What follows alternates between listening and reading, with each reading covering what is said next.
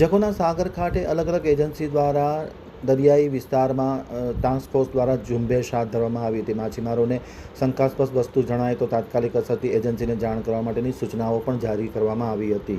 Jakhau આમતક news બ્યુરોનો એક વિસ્તૃત અહેવાલ। Marine task force Jakhau sector દ્વારા ગઈકાલે ડીવાયએસપી ચૌધરીના નેતૃત્વમાં જખૌ સેક્ટરના સમગ્ર